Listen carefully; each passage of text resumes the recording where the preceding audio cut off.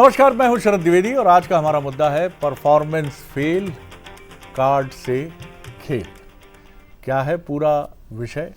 कांग्रेस की अगर बात करें तो इन दिनों सबसे महत्वपूर्ण जो चीज़ चल रही है कि एक परफॉर्मेंस को लेकर प्रेशर सा बना हुआ है। ज़िला अध्यक्षों के जो रिपोर्ट कार्ड तैयार हुए हैं उसमें किसी को हरी झंडी दिखा दी गई है और किसी को कह दिया ना ना ना ना ना ना, आप जो हैं रेड जोन में उलझ गए हैं। यानी खराब प्रदर्शन वाले अलग चिन्हित किए जा रहे हैं, अच्छे प्रदर्शन वाले अलग चिन्हित किए जा रहे हैं। अब सवाल ये भी है, खराब प्रदर्शन वालों के साथ क्या होगा? वही गीत है कि क्या किया जाए, छोड़ दिया जाए या बोल तेरे साथ क्या सलूक किया जाए। राजनीति में जब इस तरह की कोई मूल्यांकन की प्रणाली आती है तो चाहे युवा कार्यकर्ता हों या वरिष्ठ हों, सभी को बड़ा विचित्र लगता है। तो कांग्रेस को इस प्रेशर को भी थाम कर और इस दबाव को झेल कर भी आगे बढ़ना होगा। क्या है पूरा मामला, पहले देख लीजिए हमारी ये स्पेशल रिपोर्ट, उसके बाद फिर डिबेट की तरफ चलेंगे। कांग्रेस में जिलाध्यक्षों का रिपोर्ट कार्ड मॉडल अब चर्चा का बड़ा विषय बन गया है। संगठन सृजन के जरिए बनाए गए जिलाध्यक्षों के कामकाज का मूल्यांकन किया गया। इसके बाद उनको ग्रीन, ब्लू और रेड कैटेगरी में रखा गया। ग्रीन यानी बेहतर, ब्लू यानी औसत और रेड यानी खराब परफॉर्मेंस। ग्रीन कार्ड अच्छा प्रदर्शन, ब्लू कार्ड औसत प्रदर्शन, रेड कार्ड खराब प्रदर्शन। रेड जोन में है कई जिलाध्यक्ष: डिंडोरी ओमकार सिंह मरकाम, सतना ग्रामीण सिद्धार्थ कुशवाहा, मंडला अशोक मरसकोले, ग्वालियर ग्रामीण रतलाम शहर मंदसौर, अनूपपुर दतिया रीवा ग्रामीण, मऊगंज और आगर मालवा की रिपोर्ट कमजोर।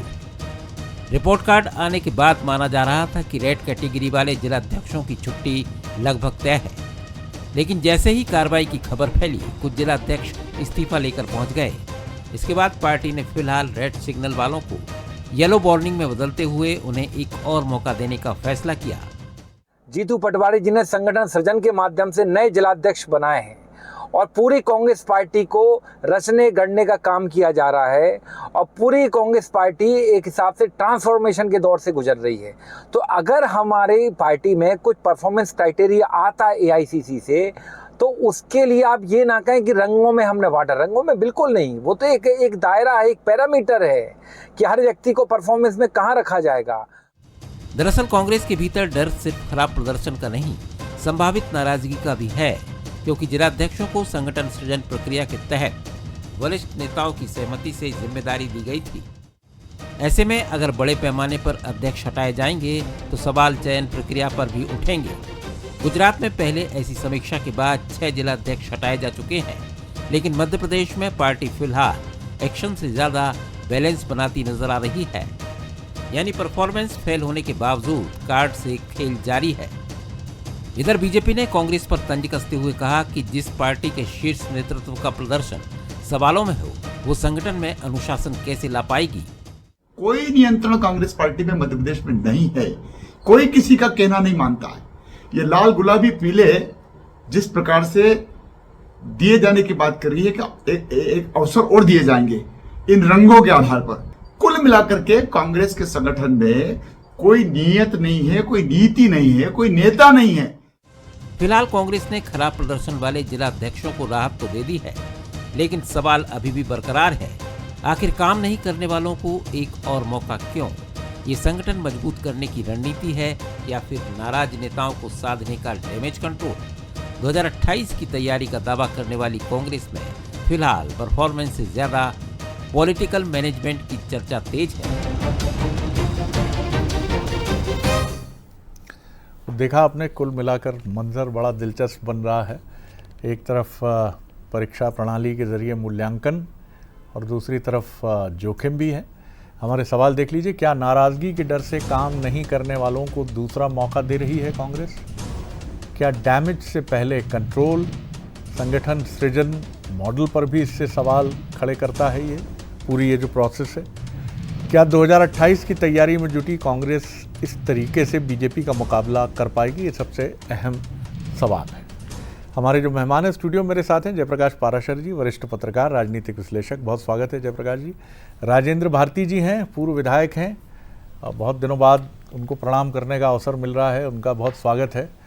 और साथ ही जी, बहुत धन्यवाद सर जी। बहुत दिनों बाद विनय सक्सेना जी को प्रणाम करने का अवसर मिल रहा है, कांग्रेस के सीनियर लीडर और पूर्व विधायक। तो दो पूर्व विधायक और अपनी अपनी रिस्पेक्टिव पार्टीज के सीनियर लीडर्स हमारे साथ हैं। आनंद आएगा आज की चर्चा में। जयप्रकाश जी, कैसे देखते हैं ये जो मॉडल हैं मूल्यांकन के? कांग्रेस का रास्ता बिल्कुल ठीक है, अब मूल्यांकन की ये प्रणाली जो उजागर स्वरूप में काम करती है, जहां red zone, yellow zone, white zone, इससे थोड़ी परेशानी हो जाती है, क्योंकि कांग्रेस में बीजेपी की तरह चीज़ें छिपी नहीं रहती हैं, सामने आ जाता है साहब इनको इतने कम नंबर मिले, इनको ज़्यादा मिले।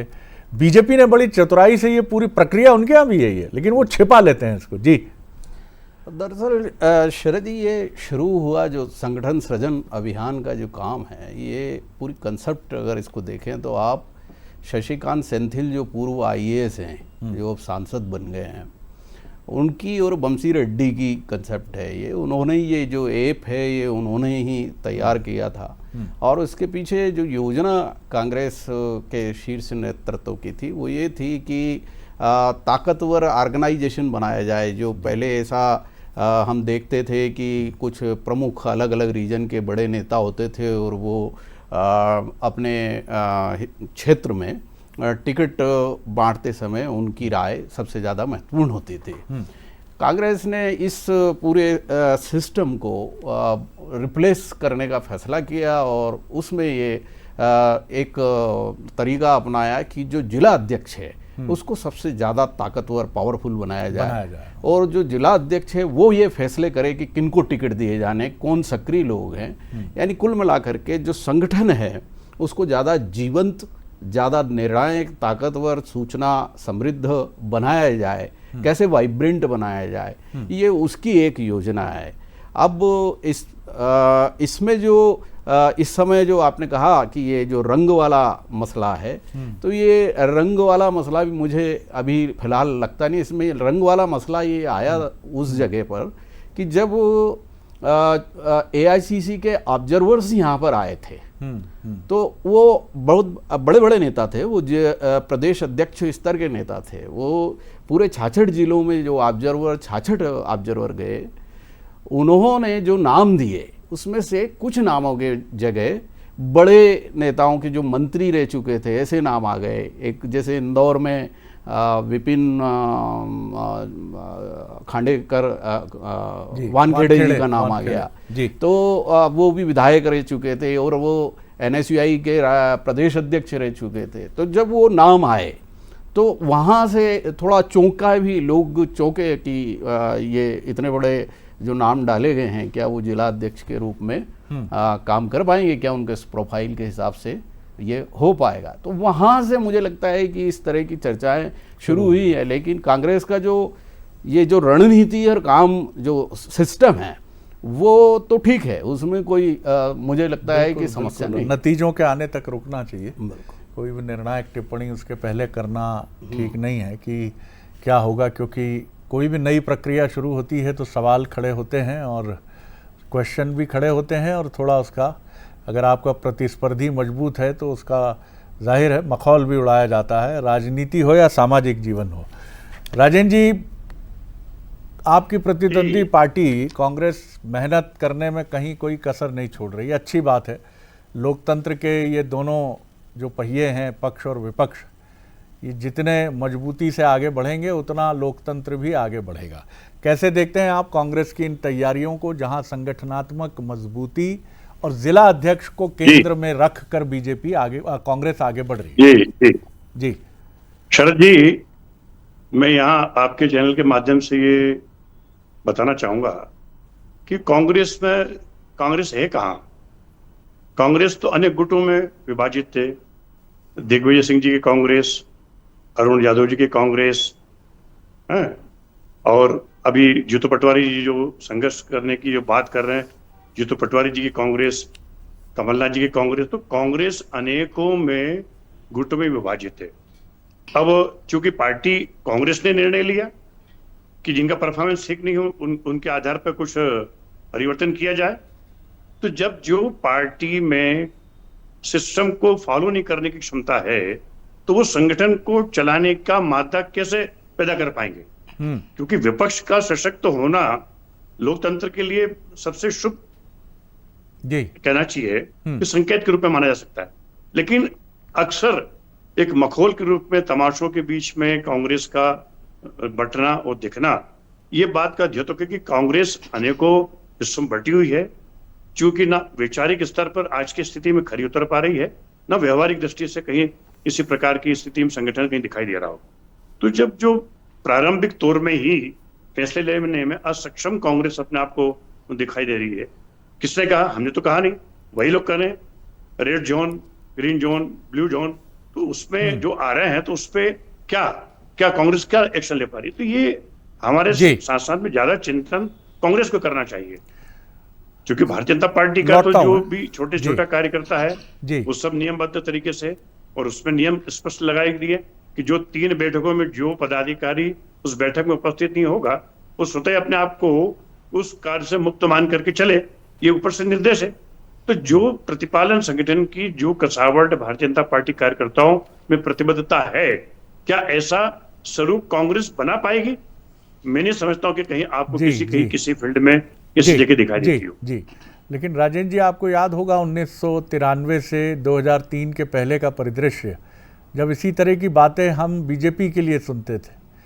सुंदरलाल पटवा जी का ग्रुप, कैलाश जोशी जी का ग्रुप, बाबूलाल गौर जी का ग्रुप, उमा भारती जी का ग्रुप, विक्रम वर्मा जी का ग्रुप। तो खैर मैं जानता हूं कि बीजेपी अंदर से कांग्रेस को ही सबसे ज़्यादा प्रतिद्वंदी मानकर चलती है, क्योंकि उसे मालूम है कि रिटेलिएट करने की अगर कोई ताकत किसी दल। मैं लौटूंगा आपकी तरफ, पहले विनय जी का क्विक रिएक्शन ले लूं, आता हूं आपकी तरफ। विनय जी जवाब दीजिए। राजेंद्र जी ने भी बातें कही, जयप्रकाश जी ने भी कही। जी नमस्कार शरद भैया, बहुत दिनों बाद याद किया विनय जी और अच्छा लग रहा है। राजेंद्र भारती जी को चिंता है कांग्रेस पार्टी की, और ये चिंता बताती है कि भारतीय जनता पार्टी को कहीं ना कहीं ये डर सता रहा है। और अगर कांग्रेस पार्टी कहीं नहीं है तो देश के हमारे माननीय प्रधानमंत्री जी हर 15 मिनट के भाषण में 52 बार 40 बार नाम लेते हैं कांग्रेस का। और गुटबाजी की अगर बात करें तो आप देखिए इस समय मध्य प्रदेश में माननीय मोहन यादव जी, माननीय शिवराज सिंह जी, आदरणीय कैलाश विजयवर्गीय जी, है ना, आदरणीय प्रहलाद पटेल जी, और कितने गुट गिनाए। बीडी शर्मा जी का अपना गुट है, हेमंत जी का गुट है।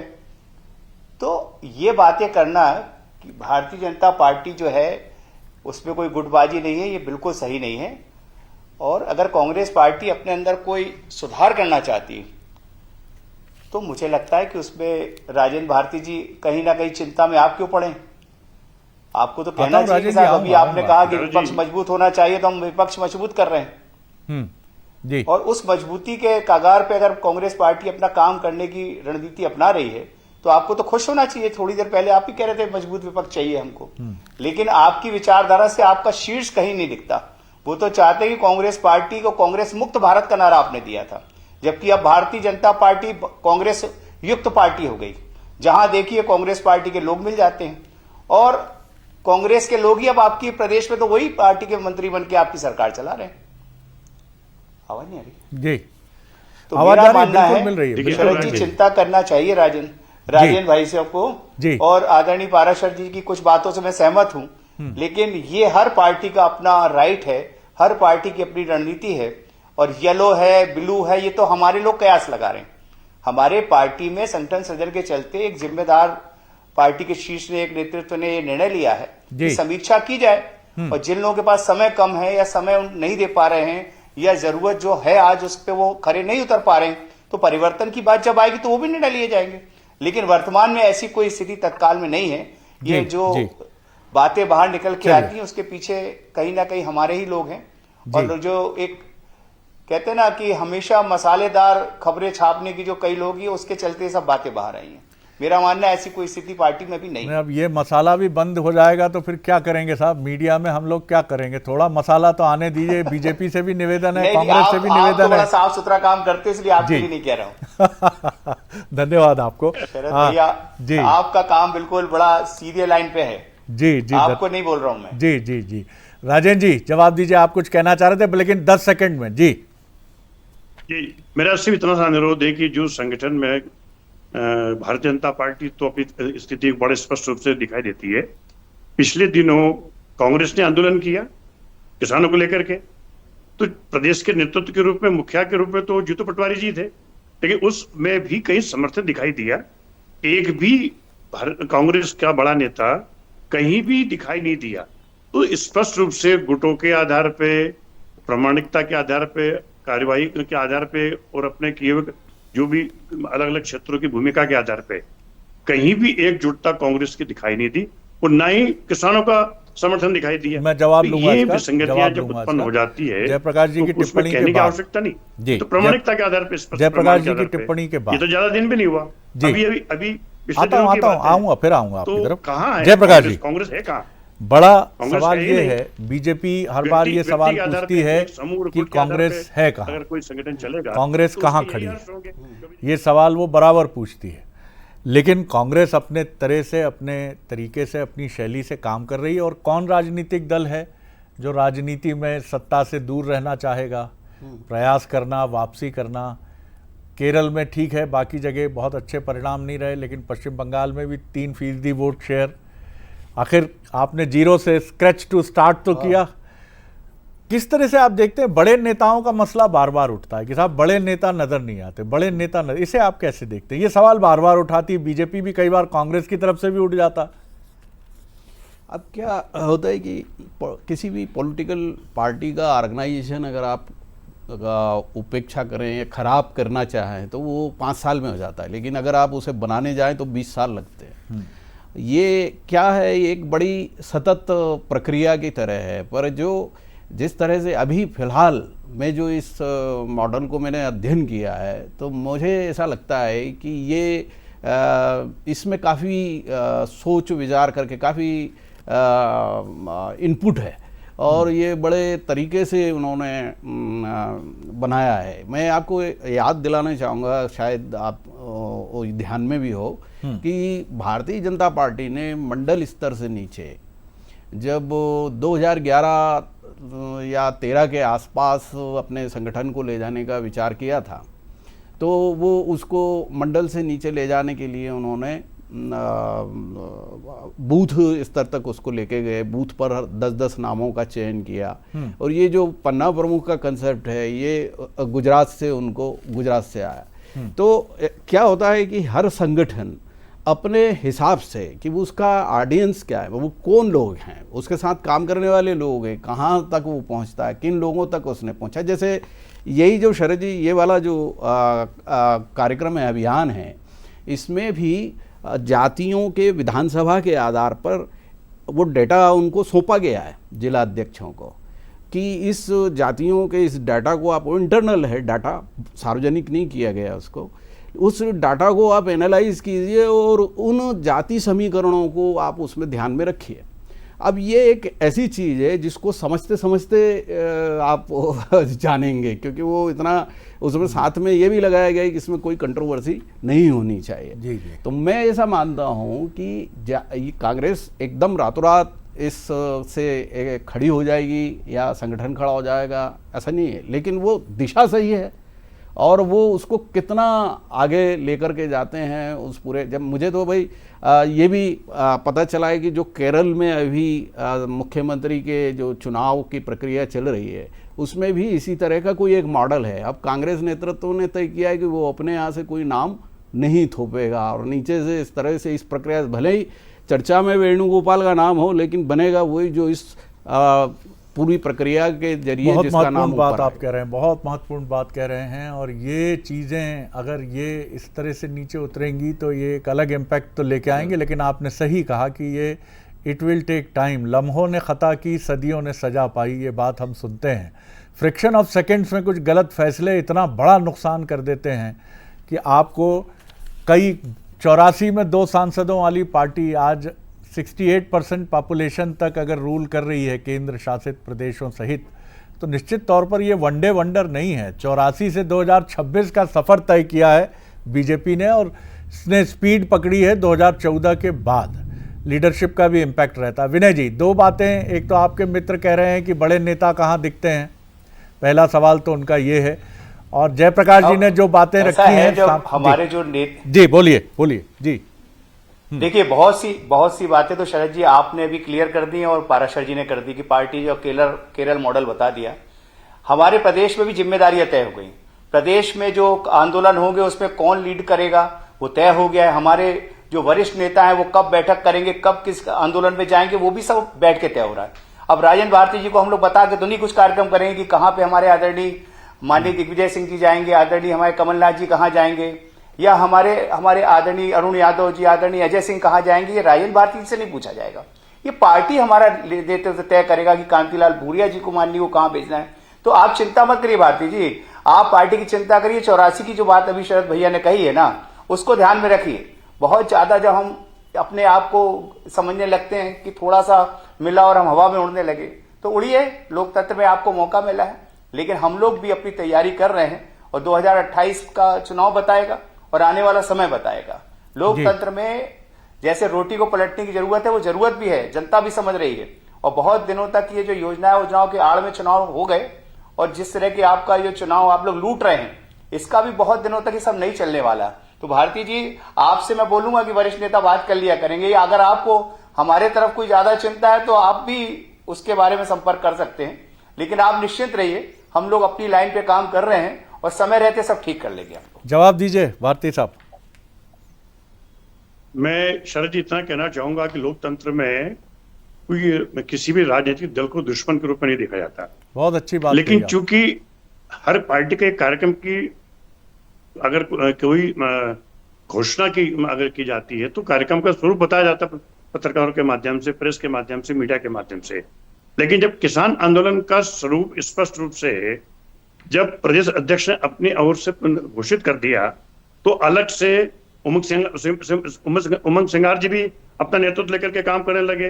तो अलग से घोषणा करके अरुण यादव जी ने भी किया। तो क्या पार्टी ने पहले से घोषणा किया कि इसी अमुक अमुक स्थान पर अमुक अमुक नेता नेतृत्व करेंगे? ना, पार्टी का कोई कार्यक्रम घोषित नहीं था।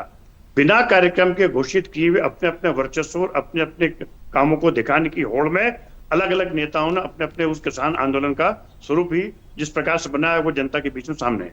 बोल दीजिए। ये विनय जी अपने आप में प्रमाणित करता है कि क्या गुटी के आधार पे, नेतृत्व के आधार पे कांग्रेस पार्टी का विनय जी कुछ कह रहे हैं, दिखाई दे रहा है। राजेंद्र जी सुन लीजिए, विनय जी कुछ जवाब दे रहे हैं आपकी बात का। जी विनय जी। मैं राजेंद्र जी यही तो कहना चाहता हूं कि आपसे पूछ के नहीं करेंगे। जहां जिस नेता का हमारा बहुत प्रभाव है, जहां पे प्रभावशाली है, रणनीति अंदर बनती है बंद कमरे में। जैसे आपकी पार्टी ने कोई डिक्लेयर करती और डिक्लेयर करने की बजाय हमने रणनीति बनाई कि माननीय अरुण यादव जी कहां पे नेतृत्व करेंगे, कहां जयवर्धन जी करेंगे, आदरणीय जीतू पटवारी जी कहां पहुंचेंगे और उमंग सिंगार जी कहां पहुंचेंगे। तो आप निश्चित रहिए, आप आगे भी देखेंगे कि हम लोग इसी तरह से काम करेंगे। और लेकिन उस पर कहीं कोई गुटबाजी नहीं है, और गुटबाजी वाली बात पार्टी में उससे ज्यादा आज की तारीख में आप ग्रसित हैं। और आप देख रहे हैं कि माननीय कैलाश विजयवर्गीय जी का दर्द कितना झलकता अलग अलग। अभी अभी जब वो किसी शादी में डांस कर रहे थे तो वहां कितने आपके पार्टी के लोग पहुंचे, तो कितना प्रदर्शन हुआ था, उससे भी समझ में आता है कि पार्टी में अंदर क्या चल रहा है। जयप्रकाश जी, तो मेरा मानना है कि भारती साहब अपन को अपनी पार्टी की चिंता करिए, हमारी पार्टी के लोग काम करने में लगे हैं और आगे चल के आपको रणनीति भी समझ में आएगी और आप ये महसूस भी करोगे। और अगले किसी अपन जब साथ बैठेंगे तो आप महसूस करके बोलना कि नहीं साहब, आपकी पार्टी में भी जिम्मेदारी से काम और व्यवस्थित रूप से काम चालू हो गया है। विनय जी, इससे इनकार नहीं है कि गुटबाजी कोई भी राजनीतिक दल इससे अछूता नहीं है। बिल्कुल सही बात है, एकदम सही बात है। और कोई ये दावा नहीं कर सकता कि हमारे यहाँ कम है, आपके यहाँ ज़्यादा है। लेकिन सवाल ये है कि बीमारी लाइलाज हो उसके पहले उस पर नियंत्रण कौन पा लेता है या उसे दबाने में कौन कामयाब हो जाता है। यहाँ कांग्रेस बीजेपी से पिछड़ती नजर आती है। जयप्रकाश जी, मेरा यही सवाल है। अभी अजय सिंह जी का एक बयान सामने आया कि मन मुटाव हमें पहले ही दूर कर लेना चाहिए। क्या आपको यह भी लगता है आप कांग्रेस के नेताओं को इन विषयों पर पब्लिकली एड्रेस नहीं करना चाहिए क्या? हालांकि ये कांग्रेस का आंतरिक मसला है, क्योंकि कांग्रेस का कोई भी नेता ये बोल देता है। जीतू पटवारी जी ने कहा कि मैं जब इस पद पे आया तो कुछ लोगों को अच्छा नहीं लगा। अब आपका मंतव्य कोई नहीं देखता, आप जिस पद पर हो, जो बात कर रहे हो। अजय सिंह जी ने फिर वो राग छेड़ दिया, फिर कहानी शुरू हो गई कि फूट है, मनमुटाव है, नेता ऐसी बातें कर रहे हैं। क्या ये बंद होना चाहिए? इसके लिए भी कोई गाइडलाइन होनी चाहिए। अब देखिए, इसको दोनों नज़रिए से देखा जा सकता है। वैसे एक तो यह है कि सामान्य बात है और खुल कर के कहने की आज़ादी है किसी संगठन में। लेकिन ये बात सही है कि कोई भी जब बड़ा नेता कभी इन ऐसे विषयों पर बोलेगा तो उसका नकारात्मक प्रभाव ज़्यादा होगा, क्योंकि आप खुद ही जाकर के एक इशू दे रहे हैं तो उसके विपरीत असर जरूर होंगे। जैसे इसी संगठन की ये जो प्रक्रिया अभी संगठन सृजन का जो अभियान चल रहा है, इसमें भी यही कि मुझे लगता है कि अपने लोगों को, कार्यकर्ताओं को, जिलाध्यक्ष को जब जयवर्धन सिंह को या इनको मरकाम को या प्रियव्रत सिंह को बनाया जा रहा था तो ये उन तक ले जाया जाना चाहिए थी ये बात कि भाई इसके पीछे, बनाने के पीछे ये मकसद है कि इसका जो जिलाध्यक्ष का प्रोफाइल है हम इसको बढ़ाना चाहते हैं, जिलाध्यक्ष को एक ज़्यादा बड़ा प्रोफाइल देना चाहते हैं। तो ये जो चीज़ें हैं ये ज़्यादा कन्विंसिंगली आंतरिक चर्चा करके और जब अगर लोगों को भरोसा दिला लिया जाएगा तब की जाएंगी तो ज़्यादा प्रभावशाली होंगी। बिल्कुल ठीक बात है, और कांग्रेस वो कोशिश करती हुई तो नज़र आ रही है। कुछ अर्सा पहले हमारी छत्तीसगढ़ के एक युवा विधायक से बात हुई, देवेंद्र यादव से। उन्होंने एक बड़ी महत्वपूर्ण बात की, वो भी राहुल गांधी के करीबी युवा नेताओं में गिने जाते हैं। उनसे जब हमारी बात हुई तो हमने पूछा कि राहुल गांधी क्या सोचते हैं, तो उन्होंने कहा सत्ता में वापसी के लिए वो कहते हैं कि मैं और अगले 20 साल इंतज़ार कर लूँगा, लेकिन एक ऐसी कांग्रेस को लेकर मैदान में उतरेंगे जो परिवर्तित हो। हाँ, लेकिन वक्त की बंदिश ध्यान रखना पड़ेगा, क्योंकि कार्यकर्ता शायद 20 साल क्या इंतज़ार करना चाहेगा ये एक नेता तय कर सकता है। लेकिन आपको सफलताएं छिटपुट ही सही, केरल की तरह ही सही, लेकिन आपको चाहिए। और मध्य प्रदेश, राजस्थान, छत्तीसगढ़, यहाँ आपकी शक्ति हमेशा से रही है और किसी चुनाव में आपको खारिज नहीं माना जाता है। तो इन राज्यों में आपका प्लान पहले से मजबूत होना चाहिए। देखते हैं कांग्रेस इस दिशा में कितनी ताकत से बढ़ती। बहुत शुक्रिया विनय जी, बहुत धन्यवाद राजेंद्र भारती जी, और बहुत धन्यवाद जयप्रकाश।